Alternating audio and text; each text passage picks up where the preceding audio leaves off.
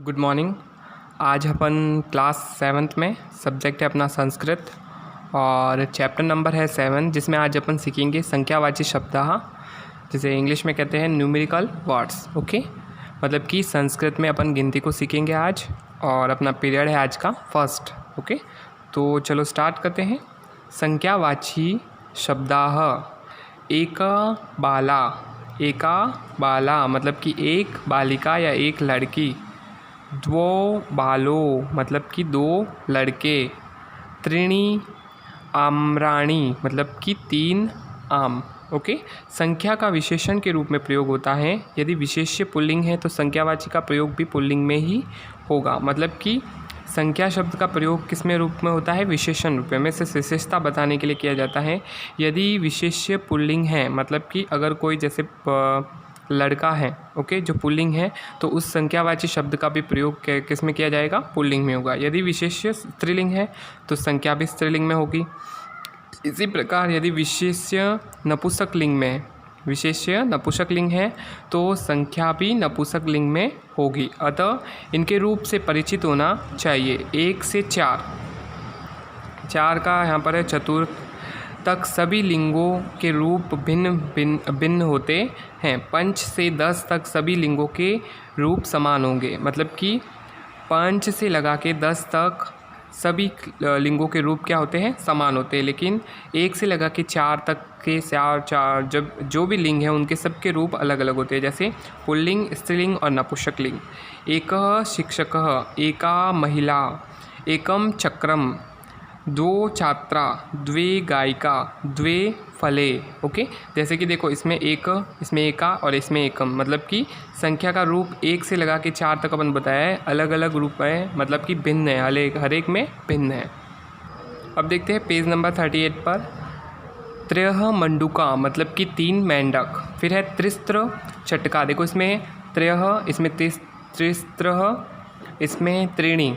Okay, तो ये देखो ये है पुल्लिंग, ये स्त्रीलिंग और ये है नपुंसक लिंग। तो देखो इसमें सब में क्या है? 1 से लगा के मैंने पहले बताया 4 तक सब में संख्या में भिन्न भिन्नता आएगी। जैसे इसे 3 में त्रय कहते हैं, इसमें त्रिस्त्र कहते हैं, इसमें त्रीणी कहते हैं। अब है चत्वारः वृक्षाः मतलब कि 4 वृक्ष।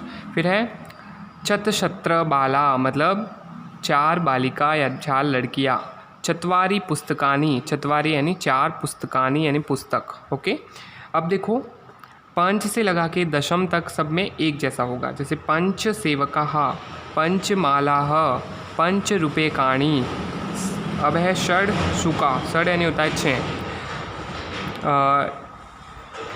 इसमें देखो 1 2 3 4 5 दिया हुआ है, यहाँ पर ये रॉन्ग दिया हुआ है, इसमें एक और पैरोट होना चाहिए थे। ओके, इसी तरह बनेगा षड सुका यानी 6 तोते। फिर है षड नौकाः, षड व्यंजनानि, सप्त चिकित्सकाः, सप्त कुंजिकाः, सप्त वायुनानि। इसी तरह देखते हैं नेक्स्ट पेज नंबर पर। अष्ट बिड़ालाः मतलब कि 8 बिल्लियाँ। अष्ट घटिकाः, अष्ट कमलानि, 9 नरः, 9 कलिकाः, 9 वस्त्राणि।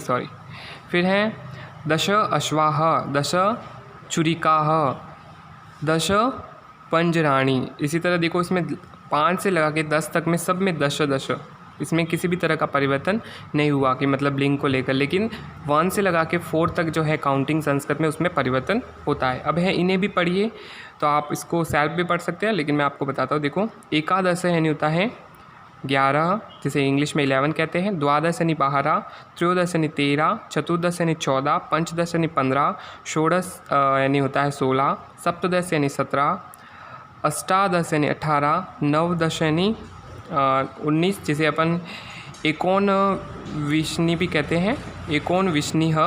फिर है विशतिः, जैसे 20 कहते हैं। एक विशतिः मतलब कि 21, द्वाविशतिः मतलब कि 22, त्रयोविशतिः यानी त्रिविशति भी कहते हैं इसको 23 कहते हैं। चतुर्विशतिः यानी 24, पंचविशतिः 25, षड्विशतिः 26, सप्तविशतिः 27, अष्टविशतिः 28, नवविशतिः 29 यानी 29। फिर है त्रिशतः यानी 30। ओके, इसी तरह आपके चैप्टर में और भी आगे काउंटिंग दी हुई है पूरी 100 तक। तो आपका जो वर्क रहेगा वो यही वर्क है आज का, कि आपको 100 तक काउंटिंग अपने बुक्स में, नोटबुक में लिखना है। ओके, तो बस आज के पीरियड में अपन यहाँ तक ही पढ़ते हैं। पेज नंबर 40 पर और 41 पर आपको दिया हुआ है, तो इसमें आपको ये काउंटिंग पूरी आपको लर्न करनी है और अपनी नोटबुक में लिखना है। तो फिर आप ऐसे कर लेना कि पीरियड फर्स्ट था, अपना चैप्टर नंबर 7 है संख्यावाची शब्दः, जिसमें अपन संख्या सीख रहे हैं। तो आप 1 से लगा के 50 तक अपने नोटबुक में लिख देना। अपन 50 से लगा के 100 तक नेक्स्ट पीरियड में पढ़ेंगे। ओके, तो आप 1 से लगा के 50 तक अपनी नोटबुक में कंप्लीट कर देना संख्यावाची शब्दः, संस्कृत में गिनती 1 से लगा के 50 तक। ओके।